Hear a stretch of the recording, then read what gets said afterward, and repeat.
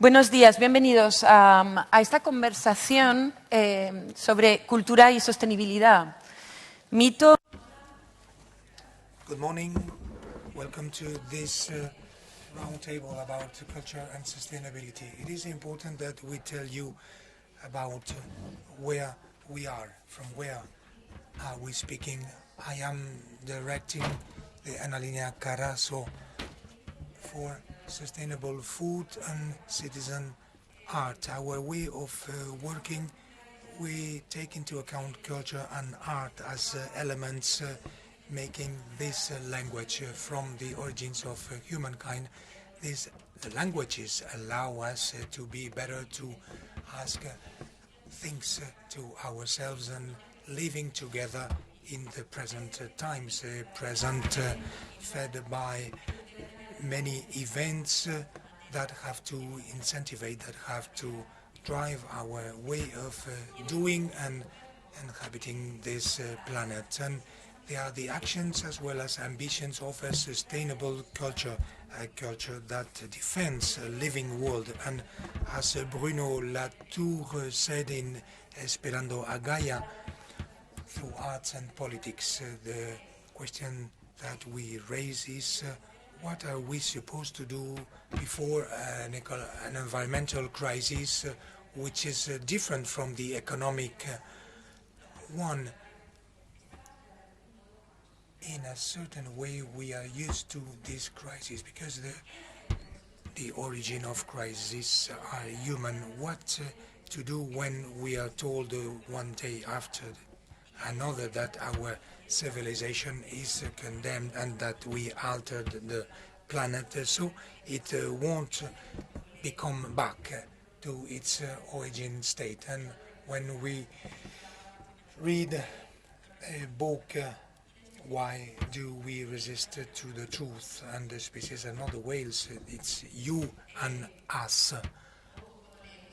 Or when we read climate wars, why are we going to kill and why are we going to be killed in the 21st century? So very quickly from the Daniela Carazo Foundation we integrate this dimension of sustainability understood as wishable fates and desired fates or destinations for the humankind. We introduce the concepts of pleasure and happiness as driving forces to move forward. We integrate this, we include this concept of sustainability and also these knowledges. We talked about different knowledges, the rural, the ancestral one, and others that came afterwards, the technological, the academic, the grounded-based origins. We want to defend an art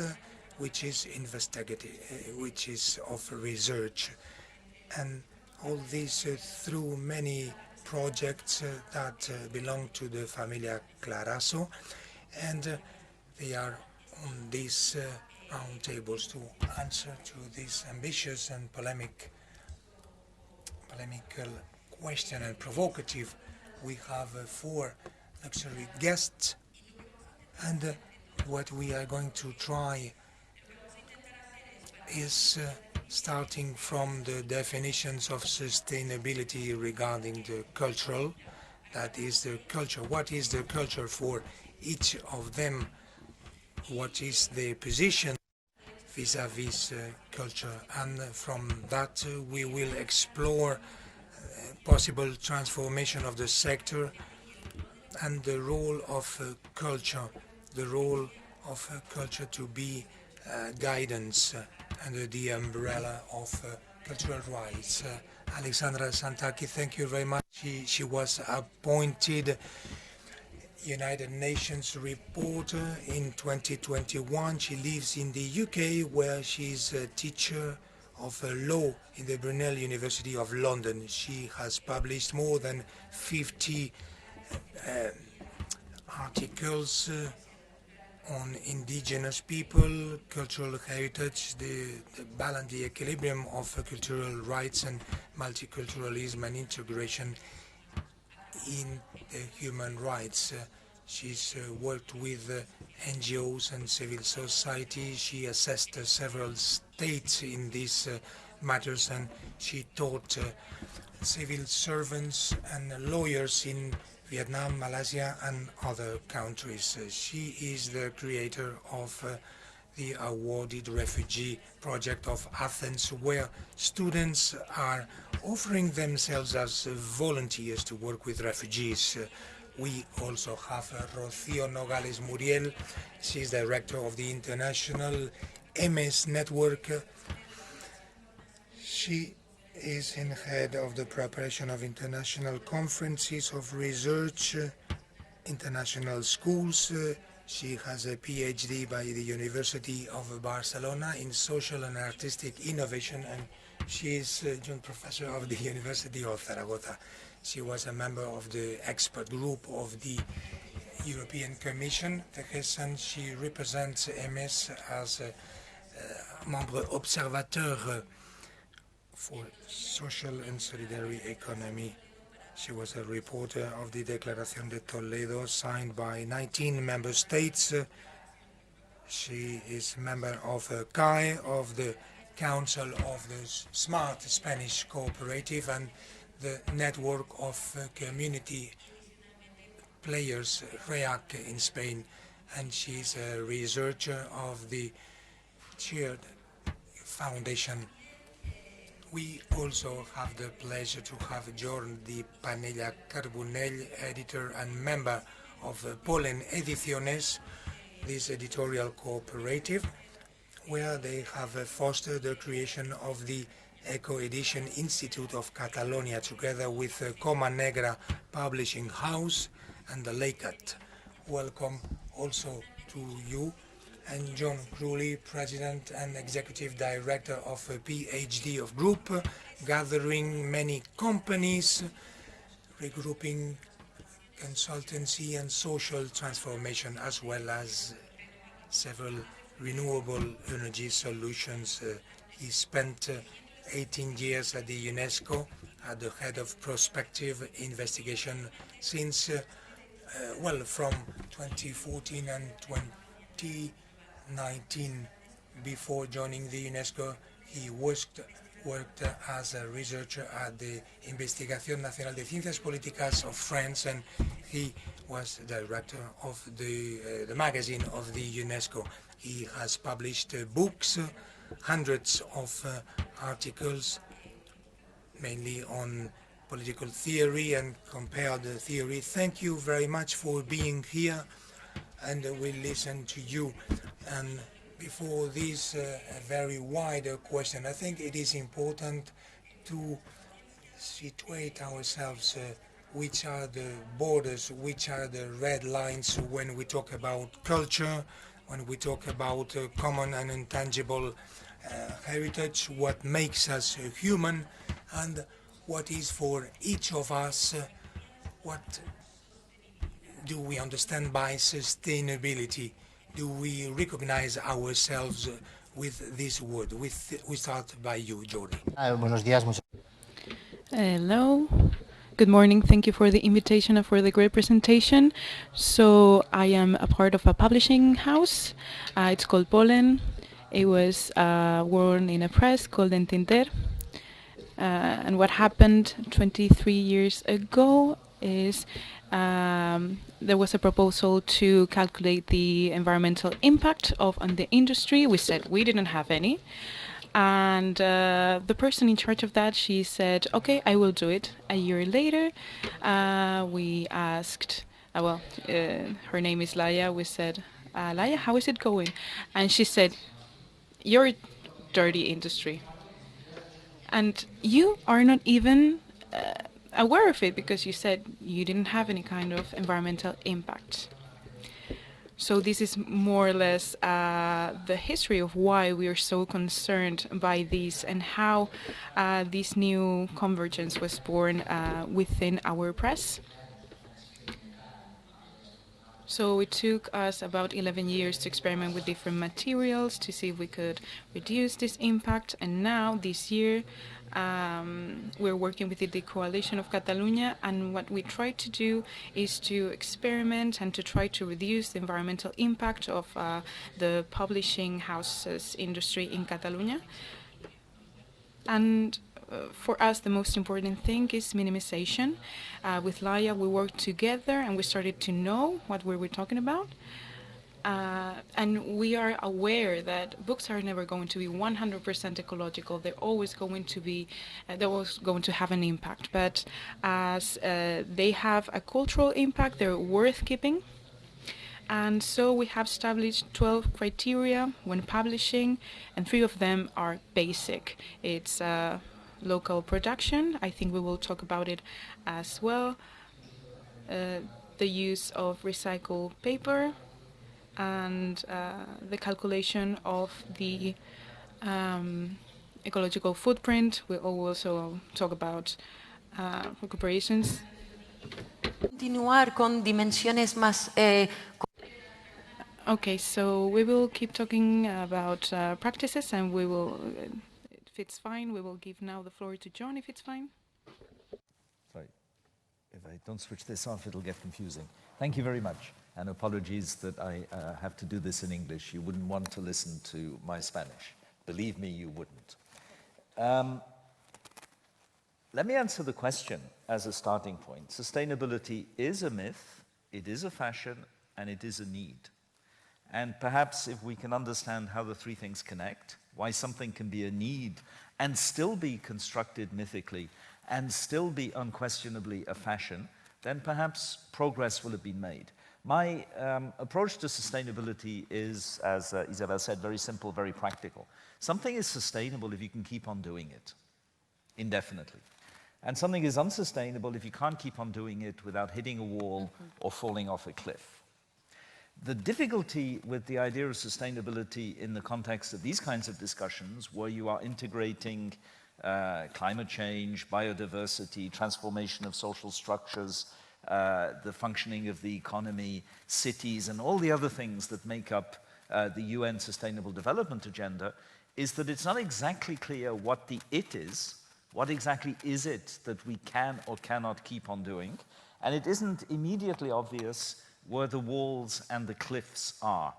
And this is precisely why sustainability is a cultural construct, because it's ultimately about a path that needs to be imagined in terms of imperfectly identified walls and cliffs that are known through science to some extent, but also imagined and thereby mythified through various kinds of cultural productions, projecting our ideas of what it is to be us in the world on a world that is constructed in part by our idea of what it is to be us. And that can be a vicious circle or a virtuous circle, depends on the content of the imagination. It also depends on whether we have the courage to embrace that imagination. Bruno Latour was mentioned earlier. One of the most interesting aspects of his work, and since he recently died, it's a good occasion to pay homage to him, is precisely that he took seriously the idea of embracing that imagination. In other words, we are still trapped to some extent within a technical view of sustainability, where it's about mapping a path to deal with well-identified cliffs and walls and deploying well-identified solutions to avoid them and keep going. And that requires some changes, but they are changes within a pre-existing technical paradigm. I sell solar panels. Solar panels are great, but the idea that addressing sustainability, I sell wind turbines too. If you want to buy one, come and see me after the session. But the idea that the challenge of sustainability is about listing technical solutions of that kind and then matching them with a path we can map out indefinitely, or at least to 2050, in order to achieve net zero is a fantasy. It's a myth. And the challenge is not to get out of the myth and to make it real, it's to rewrite the myth. so that we embed in it, first, complexity and uncertainty. We don't know where the walls and cliffs are, and they will keep changing as we try to avoid them. Like in one of those nightmare computer games where every time you do something, the constraints evolve, and it drives you crazy. Like in an Escher space, you know the drawings of Escher, where you never know whether you're going up or down the staircase. Like in one of those kinds of spaces where things keep changing. But the fact that they keep changing is a consequence of the need itself, which is not to technocratically design the future now, but to learn to embrace the fact that we cannot design the future. We can only move towards it in various ways. And this means that sustainability is inherently a cultural product, artifact, construction. Call it what you will. And the challenge of sustainability is much less a bunch of technical solutions to be deployed than a new kind of culture to be imagined. A public culture, a way of talking about these issues, and also a range of less widely shared, perhaps even more private or confidential cultures that allow us to make sense of who we are in the world.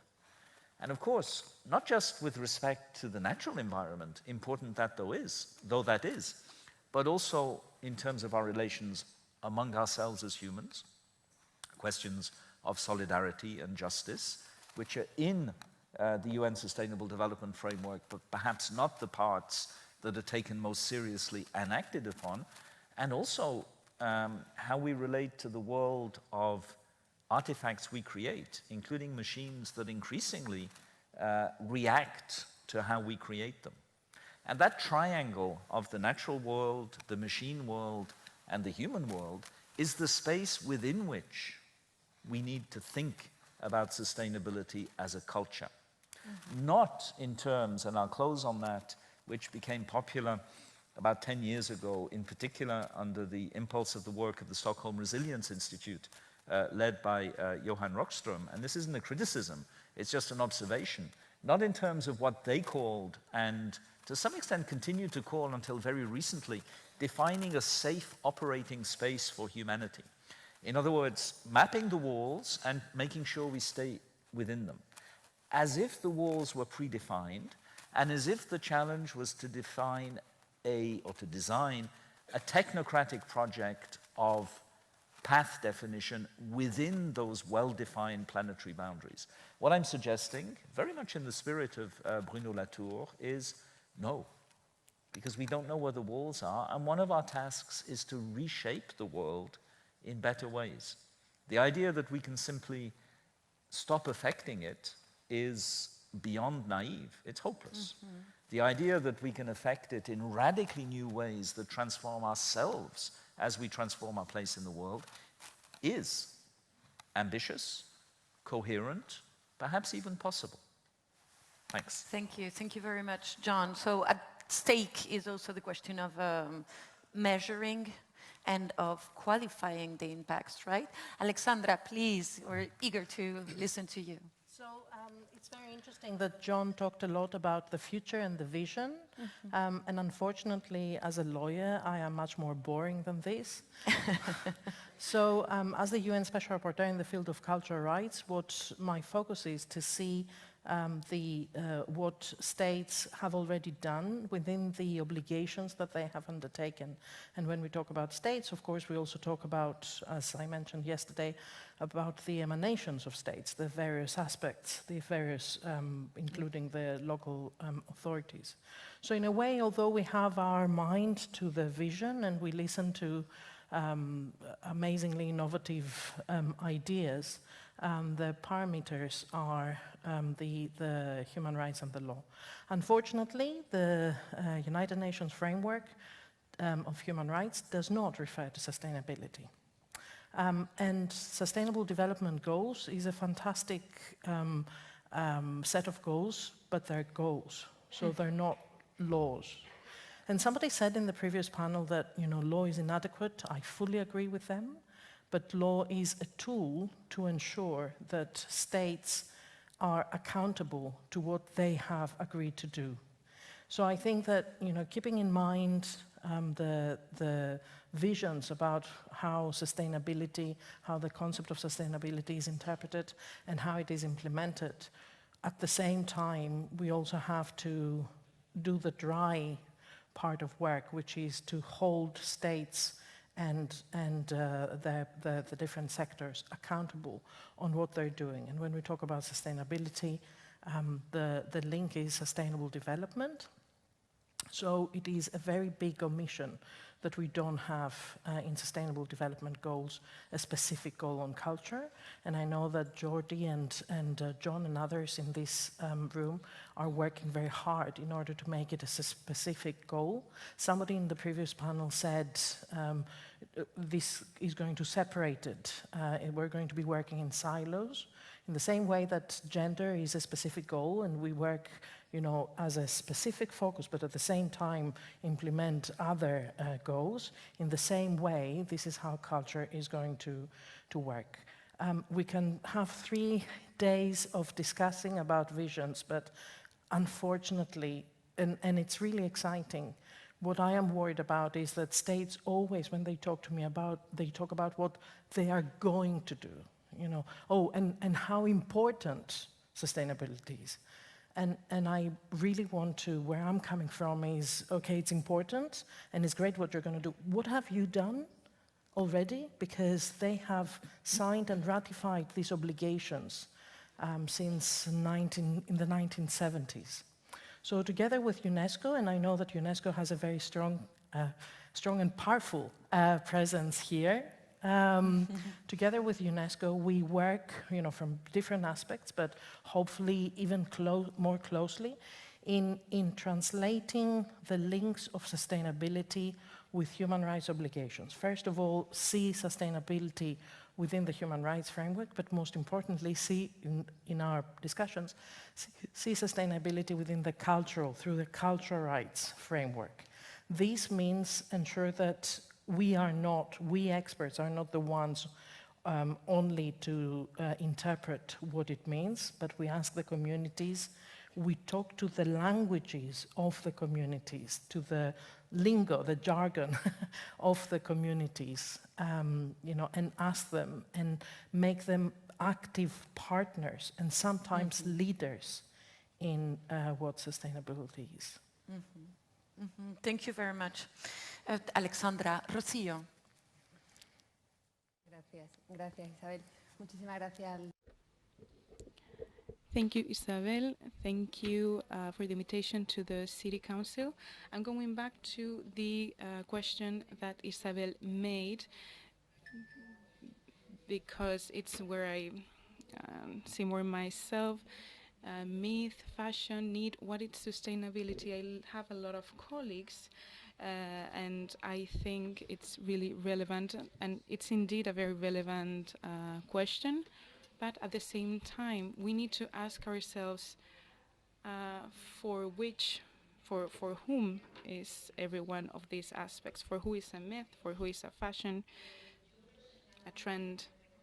I personally, I do not recognize myself in the terms sustainability or sector, but there are words that we use because we work in different scenarios with different audiences and of course also with different agendas depending on where we are.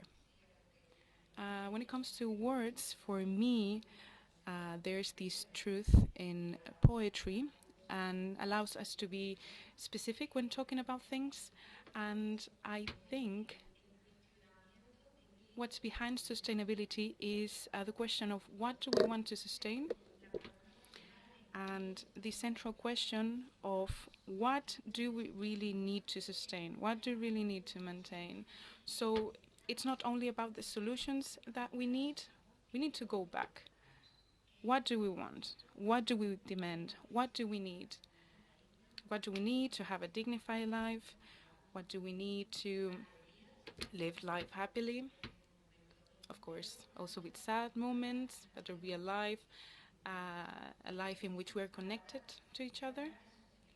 So when we talk about sustainability, what do I feel about this word? Is that we are in the middle of a political dispute, conflict, where it is not clear how the weights, how the responsibilities are being distributed, and the responsibilities that we all have, because there is this politicized analysis right now, because we're struggling. We want to improve not only our future, but for the next generations. And it is essential to use language in a way that's useful for all of us. Talking about sectors, the other day I was reading a very interesting articles of Jordi Oliveras, Beyond Cultural Corporativism.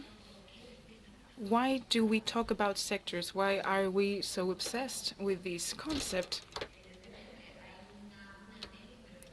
Of course, we wish to be recognized,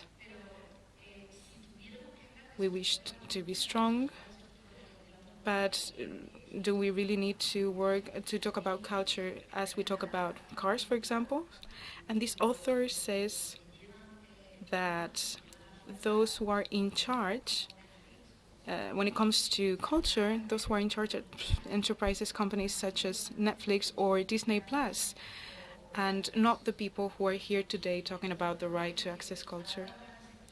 So we need to be careful about the use of the word sector, and we need also to focus on work conditions, which is also a very important element within this struggle. And we need how we can associate how different forms of representation in culture. And now I'm quoting again Jordi, the author of the article. Can we think about culture beyond a sector? How do we symbolically understand our production? Should we keep aligning ourselves with productive economy, or should we try to align with other ways of sustaining life? These are the pathways that we're taking. When we talk about multiple knowledges, when we talk about the knowledges within the communities, I think we have to be actively listening, but also willing to learn, to make sure that several agents are involved and not only the academia is involved. Thank you, Rocío. It's true that we have started talking about the importance and the weight of words, how they're used, transformed, adopted, not only when it comes to values or ambitions. And so I think it's very important to define what do we think sustainability is, what is behind that concept for us, and how do we struggle in different ecosystems regarding these issues. Okay, so next question. Let's talk about the conditions. What conditions do you think are essential to attain a sustainable food future or build a sustainable future? Alexandra, we start with you. Go to that, or Yep. very similar to that. I think it's very important what you said, this academic debate, because there's so much interest by civil society, and oh my God, I can't believe that Culturopolis is so beaming and full of people, which is amazing. But I think that usually our responsibility as human rights experts is to take into account civil society, but in this debate, I think what is really important for my mandate is to actually grab states and actually make them sit and talk. So my previous report is on development and cultural rights, the principles, and it was presented to the UN General Assembly last month. It was the first time that I presented a report to the General Assembly, and I was really shocked by how uninterested states were. They were very interested. China was very interested to say things about the US, and US was very interested to talk about Afghanistan, and Syria was interested to talk about the US, and India, Pakistan, Afghanistan, you know, all these, but they were not really interested, and all of them were saying what they plan to do or how amazing sustainable development is. So, you know, so I find very interesting what you're saying and how it goes against, in a way, my mandate. I feel that it should go against the norm of going to the civil society. The second issue is that, of course, and this has to do with the conditions, of course, in my role, we also have to work with agencies and satellite agencies of the UN. Unfortunately, the United Nations human rights structure does not understand sustainable development in the same way as the World Bank, does not understand at all sustainable development in the same way as the WTO. And even with UNESCO, that we are best buddies, we still have quite, you know, we are not really sure whether we completely understand sustainable development in the same way. And definitely WIPO, the World Intellectual Property Organization, has to come to the table and also discuss these things. So I think that the conditions are states, international organizations. The EU definitely does not understand part of sustainable development, especially when it comes to its transnational corporations and how they act outside the EU. We should not just talk about human rights of non-EU member states vis-à-vis development. We should also talk about human rights obligations of EU states when they go to developing states. And these are some of the conditions. And of course, you know, I've talked so much, and we'll talk more about participation. So Yeah, these are some of the conditions. We'll talk a little bit later of participation, methodologies, and conditions for this participation. Rocío, what's your opinion on that, on these conditions? Toca. Condiciones. Yo diría casi que condiciones. I would say that there are external and internal conditions. This morning, Patrice was talking about the awakening. It is curious how we need metaphors, how we need poetry to talk about all these subjects. When we talk about awakening, this has to do with what we were saying, getting out of the comfort zone, being aware of the limits. This has to do with self-care and care, and being aware of the limits of our planets, being aware of the limits of our communities. And I think that this awakening goes that way. And this has to help us to define, to say, to make, or to make saying, or to say making, taking this idea from Marina Garcés. Saying is not enough. We are at a critical momentum to do saying and vice versa, but I would add something which has to do with the being. She herself says that the task of critics is fighting against impotence of citizenship that can't undertake these necessary changes. We could revert the situation, and I think that this awakening, this idea of awakening to our own limits, the idea of being, I work in the country and in rural areas, and I think there is a deficit of this. We talk about what we have to do, but we are very little rural areas, very little countryside, and I can't see how it can happen. Which are these four verbs? Before doing, saying, being being and remaining a serie star, being and remaining, being and living in a comprehensive way. This is the expansion of our modern times. They told us that through saying in a rational way, whilst doing the productivist logic, it was enough. But we have to embody this more. We have to put the soul in it.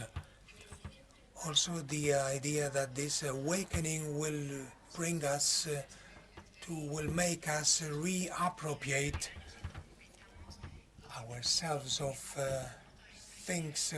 It is as if we were chasing all these ideas and articulating them.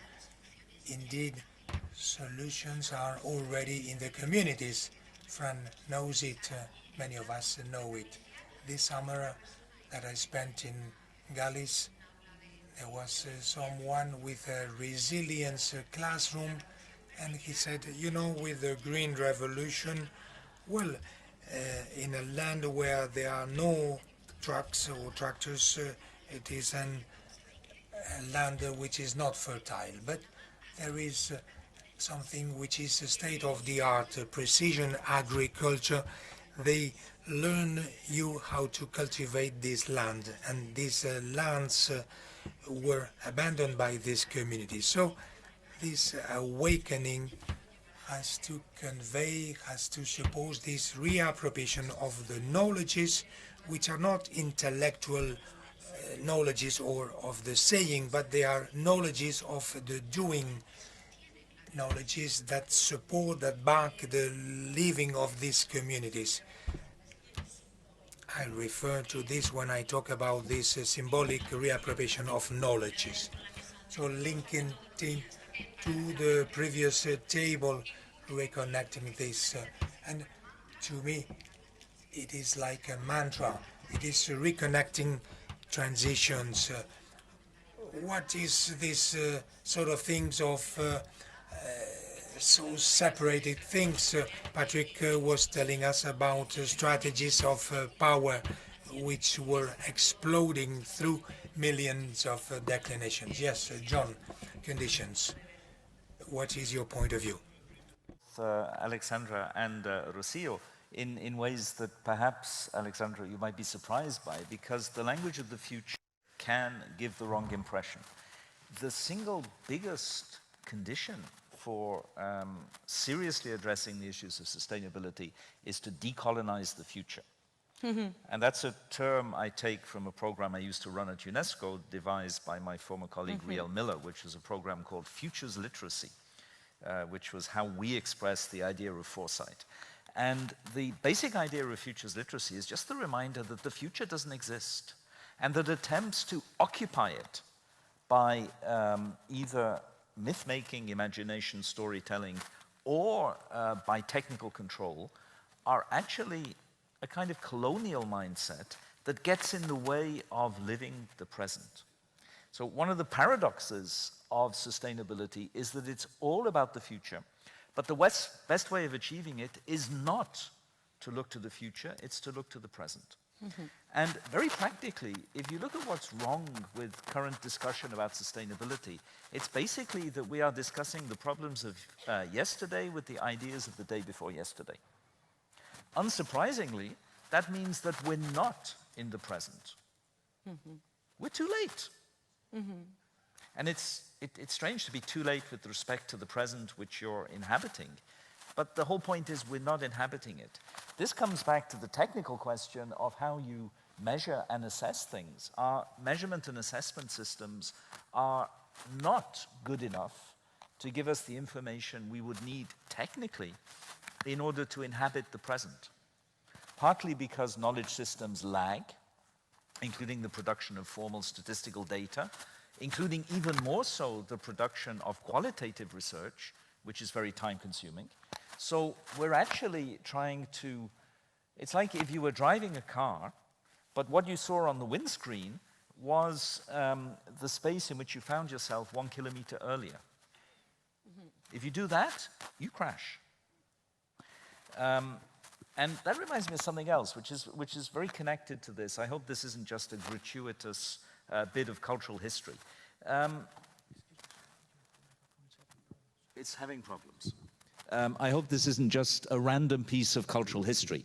Is the name Colin Wilson familiar to you? It seems not. And no, he wasn't a member of the Beach Boys. That's a coincidence. Colin Wilson was a rather eccentric English intellectual figure who in 1955 published an incredibly influential semi-academic book called The Outsider. I don't know if the book is familiar to you, even if the author isn't. The Outsider is basically a popularization of existentialism. And it's actually a very interesting book and deserves rereading if you ever come across a copy of it. Wilson's subsequent career was rather strange because he became interested in ghosts, and most of his subsequent books are about haunted houses. But The Outsider is a really good book. And towards the end of the book, summarizing his thinking about how one can be present to oneself, which is the essential challenge of existentialism, he has a very striking metaphor, and it's automobiles that made me think of it. The metaphor is the following. There are two ways of driving at night. One is to put the headlights on and drive fast. But in that case, you see literally nothing of what's around you, which is why if there's a wild boar, you're going to hit it. And you don't want to do that because a wild boar is seriously heavy, and if you hit it, you will total your car. The other way to drive at night is to turn off the headlamps. That means you have to drive very slow, but you will see things. You will be in tune with the environment. And our society is a society of driving fast at night with the headlamps full on. It's a society we basically developed in the 17th century with the invention of modern science and modern understandings of politics. And that we is a very European we, of course, but Europe then exported that to the whole of the world and remade much of the world in its image. If you take that metaphor seriously and try to imagine what another kind of relation to the present, but relating to the present is inherently relating to the past and the future at the same time, because that's the very nature of the human relation to time, then it's something like driving at night with no headlights. And the implications of having to do that, what it takes to achieve that performance. And that means decolonizing the future and creating the conditions where you can live in the present.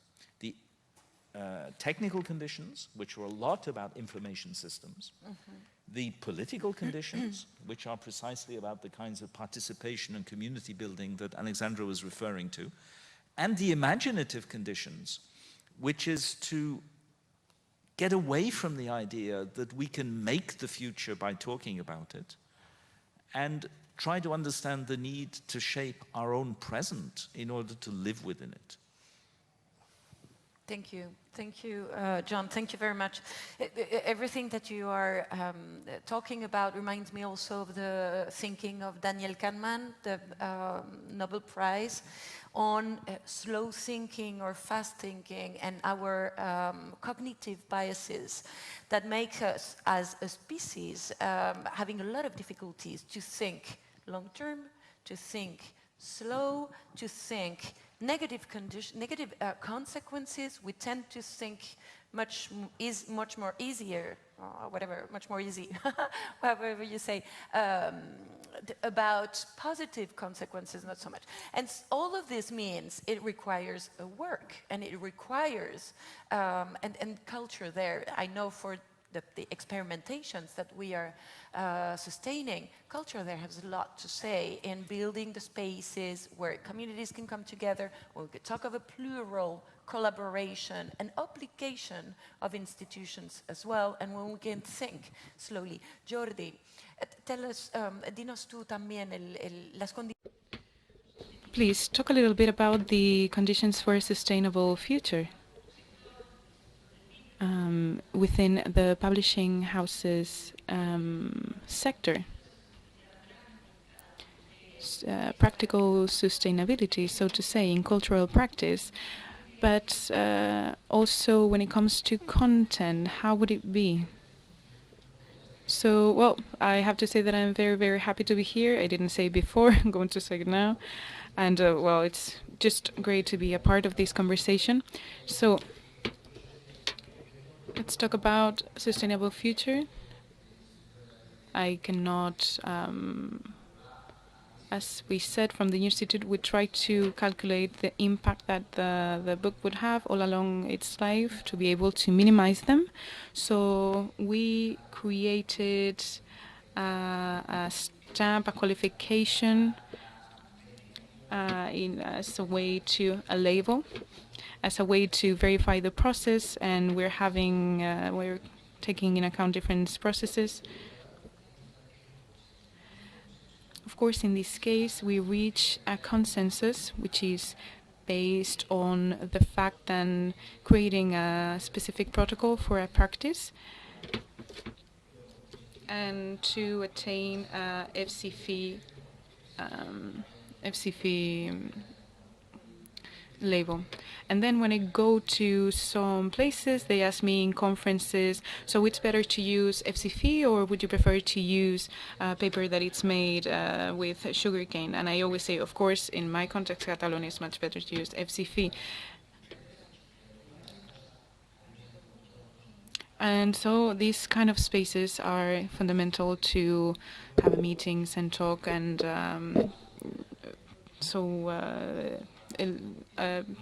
publishing houses that care can talk about this.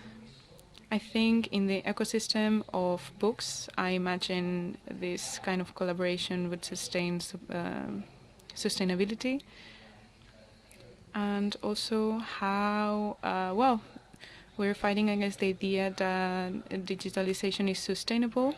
We have been talking about how digitalization should decrease its impacts, but the thing now we have to fight against it. Talk a little bit about that, please. Okay, I will. So last year in our publishing house, we published 14 books with 13,000 books, and we had 1.5 tons of CO2. Do you think that's a lot or not? I don't think it's a lot. Yes, because you know about carbon footprints. That's why you think it's not a lot. Because when I explained it, I said 15 tons, and everyone was surprised. But you need examples to do comparison. For example, the jets for celebrities emitted last year only more than 3,000 tons of CO2. And if we had published in Asia, we would have emitted 123 tons, which is not as much. We encountered an artist that calculates the environmental impact, and she told us that just checking Google for a second, it's an emission of 500 milligrams of carbon, which is a lot. So all the books that we published in Poland last year is equal to the emissions of being a few hours on the computer.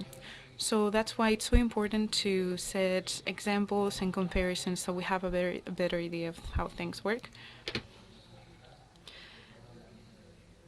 And we have to stop believing about there's like magical solutions to making digitalization more sustainable.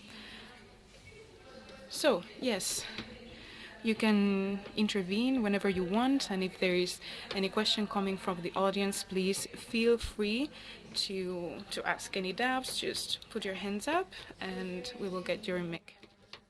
But I wonder whether, we keep in mind that there are kind of, there is a methodology and stick with me, maybe it's not the best methodology, but there is a methodology that does come from the human rights framework. So how many in this room know that, and this is what I was trying to find, and I'm sorry if I was looking at my mobile, I was trying to find that, how many in this room know the report of Spain and the concluding observations of the Committee on Economic, Social and Cultural Rights? There is a new report that is going to be discussed in 2023, and civil society can send shadow reports about specific aspects of cultural rights. So talking about putting pressure, but also about the indicators. The previous report had, out of the concluding observations, had one paragraph on Spain where basically it said, cultural rights. And the cultural rights, it had nothing about it talked about austerity, it talked about the representation of Tziganos, but it had nothing about cross-fertilized issues. So, for example, the intersection between development and culture, the poverty and culture, etc. So you can see that there are some indicators, and we have to kind of use these indicators. But of course, we also have to infuse these structures with ourselves, with more information. Also, maybe the UN Special Rapporteur can accept communications.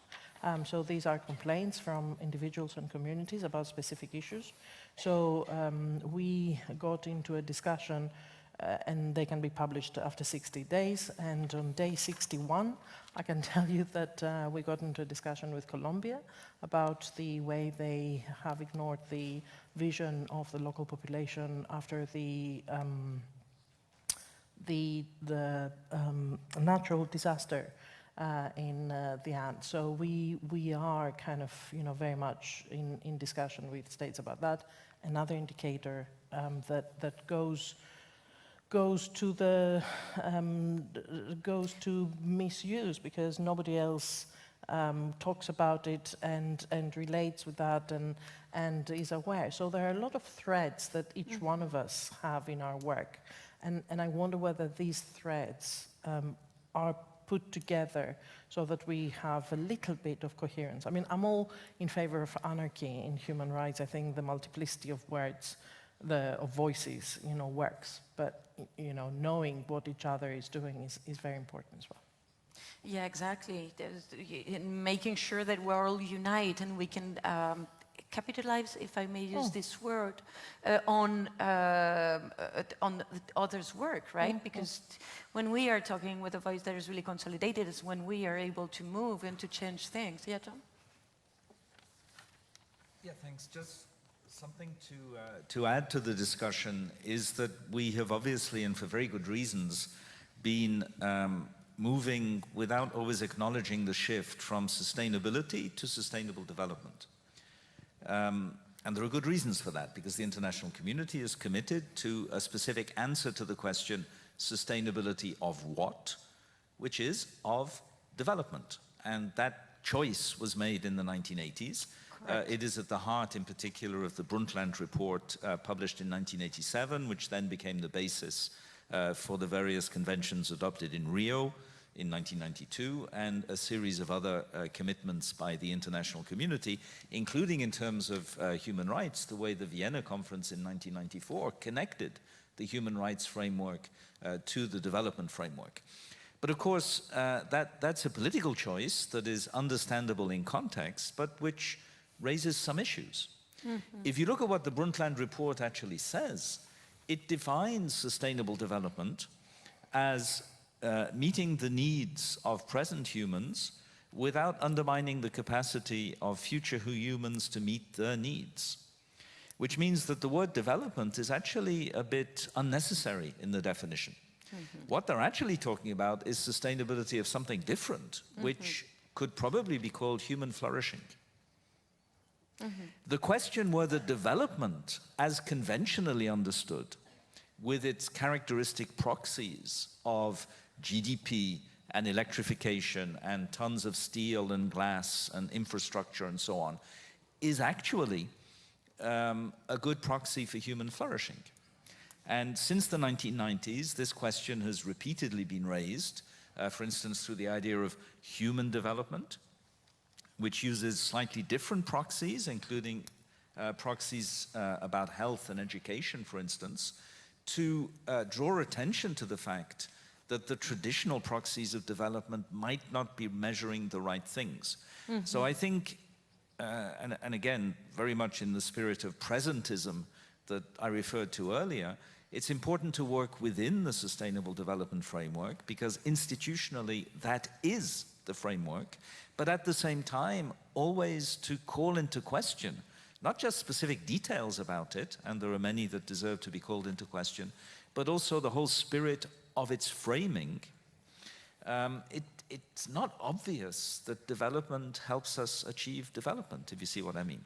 Once you separate the two things, development in the sense of the current international agenda and development in the normative sense of human flourishing, which actually underpinned the international agenda in the first place. And then, of course, the elephant in the room, why just human flourishing? And that would require revisiting the Brundtland report itself, which is totally anthropocentric, for good reasons and very understandable reasons. But we now have enough additional information, concepts, debates, to start thinking about the question. And as Rocio said, who should we be listening to? You used the word listening several times earlier.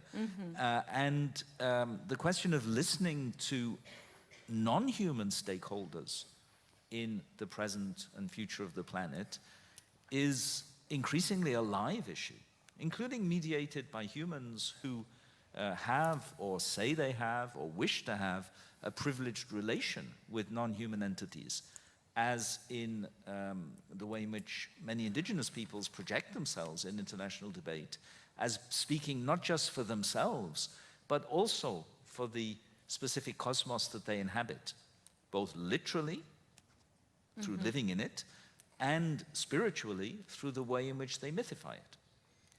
So I think it's important to keep that in mind. It makes things very complicated. It immediately runs the risk of political controversy, but at the same time, the political controversy is baked into the agenda. It was always controversial. Sí, totalmente de acuerdo. Para ir un poquito más al grano. I do totally agree to go straight to the point. We're going to see whether we have a question from the audience, but the two very last questions, since we still have 20 minutes. Well, we've seen what culture was for each of us, sustainability.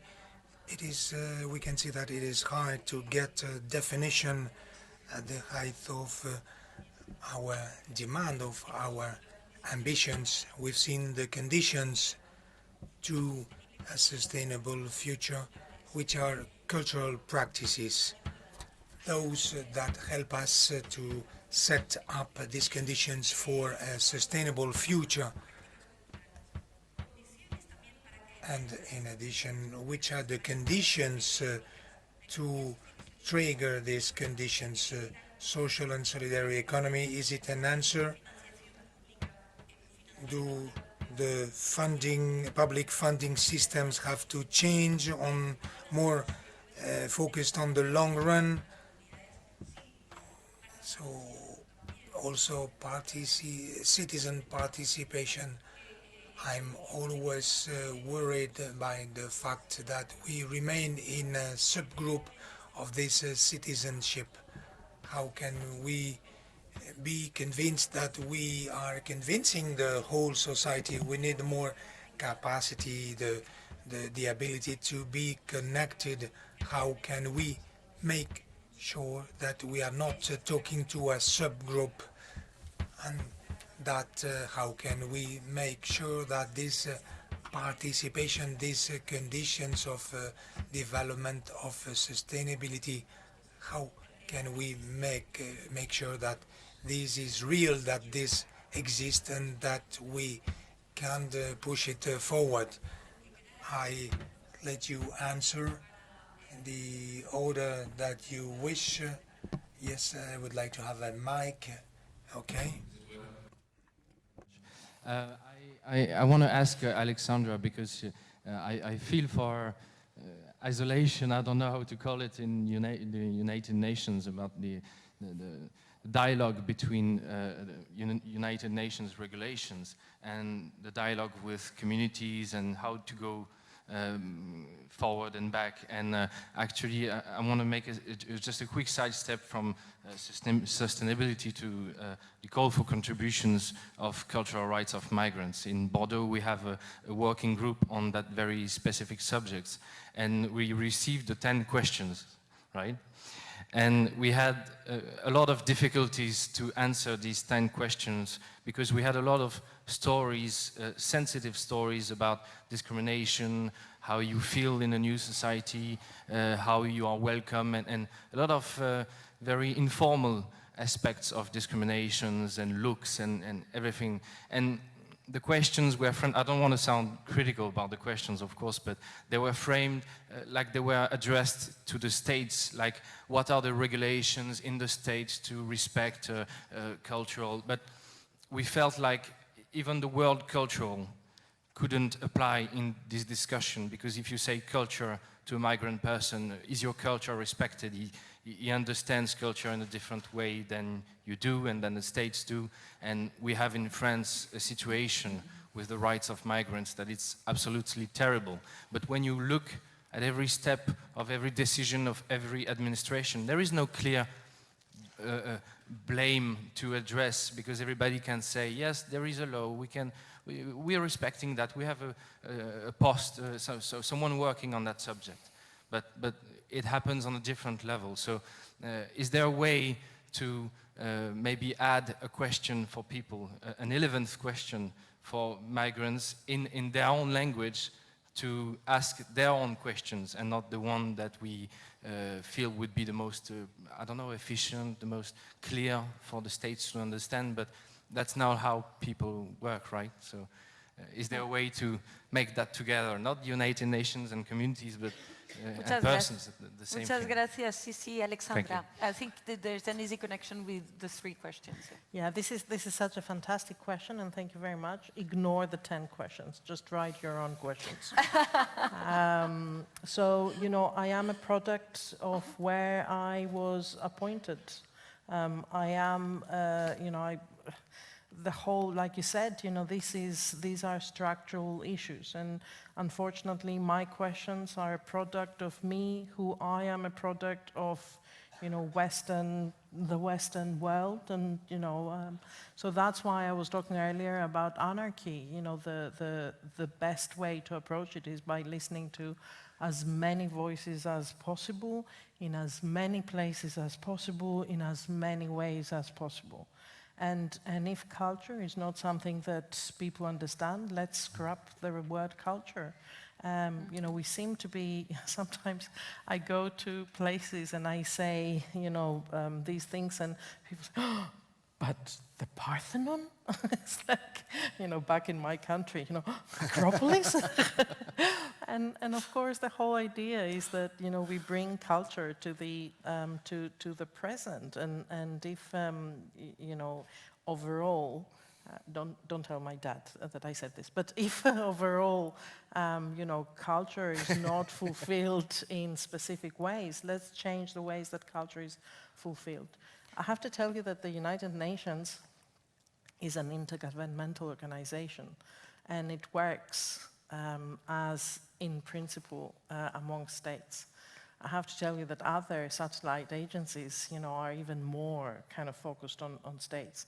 But let's try and have a, you know, quiet revolution in at least in my mandate, and, you know, tell me, invite me, come, you know, let me come, Zoom meetings, etc., so that we can make it inclusive. And if this is the only thing that I do in the next 5 years, it's going to be an amazing thing to have done. Fantastic, thank you so much. Alexandra, Jordi, quizá quieras reaccionar aquí sobre lo que me... Jordi, you might react upon these narratives. We've been talking of redefinitions, some terms, narratives and stories. Well, when I said before the future of sustainability continent, and the other part was Lady Martinez published a book, Utopia is not an island, and overcome we overcame our limit of absorption of dystopies, and these dystopies are very clear. It is that we accept an unfair present because we can see that the future can't only be worse. So the Catalan government has said that they are not going to finance more dystopic projects. There is a group of publishing houses. When they say we've done a book about the risk of the dangers of, well, it's enough, I would say. And what about participation into this decision? From your point of view, you see this as entrepreneurship, but what about listening to citizenship? I totally agree with the diagnosis, but is it backed by processes of listening? Well, I don't know, Rocio, but I think that it is the Ministry of Social Action which has launched a campaign called No More Dystopies. And I think it will be financed somehow. And there are many movements, solar punk, well, people who create utopias with renewable energies. A quote from Marina Garcés from this morning: "We are not here to save us, but to live in living places, in common places." Roosevelt put much money in the cultural sector in the 30s to inspire people to say that it was worth it. Well, it is true that the fact that behavioral change, or in any movement which became more general, they extended to many people, even at a local scale. So enjoyment, the pleasure, the desire to imagine a common fate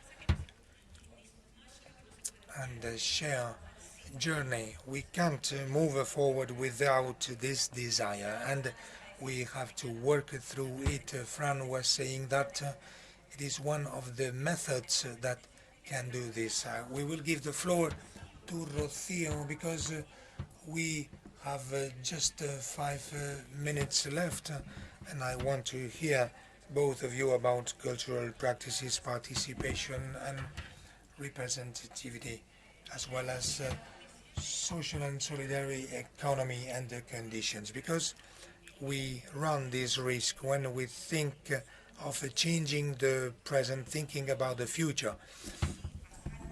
And obviously it is necessary that when imagining, the references are not dystopies, so that we have ecotopies that already exist, these possible utopias. And in several community, culture, social and solidarity economy in culture, they already exist. We have theoretical frameworks, we have the examples, we have data. Why don't we have a real transformation? Where does all this go? We had never had so much data, so much information. So we should go down from the symbolic sphere. Culture puts us on the ground, but we have to go down to the material. Social and solidarity economy, even though it is not perfect, even though it is an ongoing process and it has many conflicts, but even though it might be an object of several instrumentalizations. We agree that it is an economy which is displacing, which is dismantling the fallacy of the market, which consists on this equivalence that economy equals the market. Well, there are several kinds of economies. If we get back to the definition of economy, is how we deal with resources, how we manage the resources, how the communities manage. So thinking that the market is the only way to support this life is wrong. There are many types of markets. The social entities are schools of democracy. That's the idea that conflict is a part of the society, is part of the human being, of the being. But there is also another thing, that's the idea of the common thing. The idea that it was when privatizing the existence, what happened is that we had no more links and culture and practices. Which culture? Well, culture that relies us all, that links us all, ourselves, the communities, and the surroundings with an effort of representation. So we make sure that these practices are representative. Well, this word is a bit complicated, but it is the idea of participation. I do rely on transitions, the other transitions. We are talking of food sovereignty or energy sovereignty. To me, it is a focus point. We were in democratization of culture, focusing on access to culture.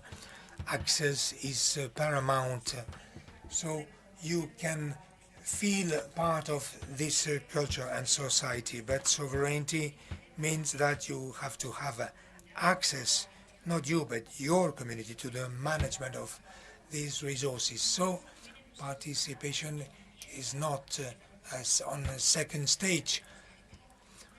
It starts from the very beginning of culture. Totally agree, I do agree, and there's much legitimacy and much reconnection with citizenship. When we were talking yesterday, we realized to which extent there is much work. John, 3 minutes, your opinion? Sure, don't give me the floor. I really agree with what Rocio said. In my language, I think that term decolonization is central. And it's central in a way that can easily be misunderstood. Decolonization, as we know from 20th century history, cannot coherently be thought of as an act of unilateral generosity, nor is it simply a withdrawal or an inversion. Those of you who are familiar with the history of Marxism perhaps remember Marx's thesis on Feuerbach, where he points out, where he claims that Feuerbach simply took Hegel and turned him upside down. And Hegel upside down is still Hegel, just upside down. In the same way, decolonization reversed is simply another form of colonization. So the challenge is when decolonizing the future, which requires decolonizing the present, which requires critical engagement with the colonization of the past, to make sure that you're not simply reproducing the same structures, but opening up new spaces of creativity and imagination. Which means that what is crucial is the pluralization of voice. And while, of course, artists and other cultural professionals can do many other things, one of the most important things they have to do in this space, I think, and which many are already doing, because it comes very naturally from the spirit, the ethos, and the techniques of what they do, is find ways of voicing the unvoiced. Sometimes the literally unvoiceable. The future cannot speak as such, but we can create indirect means of giving a voice to possible ideas of the future. The past can speak to us in certain ways, and we can reimagine and reenact ways for the past to speak. And in the present, there are those who are perfectly capable of speaking but have been prevented from doing so. So it's important to create spaces for them. And then there are entities which perhaps don't have the literal capacity to speak, but can be given voice through artistic practices and imagination. A good example is the biosphere. Yeah. Literal components of the biosphere can perhaps speak to us, animals and plants and so on. It's just that we need to learn their language and recognize that they don't speak ours, which is a cultural challenge. But the biosphere as an abstraction can't speak, not literally, but artistic practices can create mediations whereby things as abstract as the biosphere or the climate or the oceans can acquire the capacity to have a voice. A contested voice, not a singular one, but a plural one. But in that space of voices and contestations about voices, which artistic practice can contribute to and perhaps has a unique, probably has a unique capacity to contribute to, that process of genuine decolonization, not just colonization turned on its head, can be enacted. It will produce results, many of which are unpredictable, surprising. Not all the surprises will be good, but that's also part of the decolonial project. To stop believing that our ability to control things is the essence of what it is to be us, humans, recognizing that letting go can be good. Thank you so much, John. We're finishing, estamos terminando con We are finishing with these nice words that you said. I've got the feeling that we could organize a whole Congress with all these contributions. I am looking at Terry, why not? There is much substance, much subjects. I take the opportunity to say that we communicate from the foundation the committed artist. It is a word that we didn't talk much about. I'd like to change to pay tribute to Marina Garcés with a short distance vis-à-vis the problems, the realities, worries of people, and that is what we mentioned today. We've thought ending up with a performance, but we didn't have time. Rocío brought us present the last words to you, Rocío. Thank you very much. Es una poeta venezolana de finales. Enrique Tardello is a poet of the 20th century, and it's a very important voice. And I would like to share one of her poems that I'm going to read, and beforehand I would like to say sorry to the translators because it's going to be complicated. Three trunks travel, pieces of logs. Quietly they mourn the cuts. I asked them, what became of the branches and the birds? Who saw the shade fade and the flower fade? What is the breeze tangling in? Who knows if tomorrow everything will live on the board? Who knows if we will till the wild?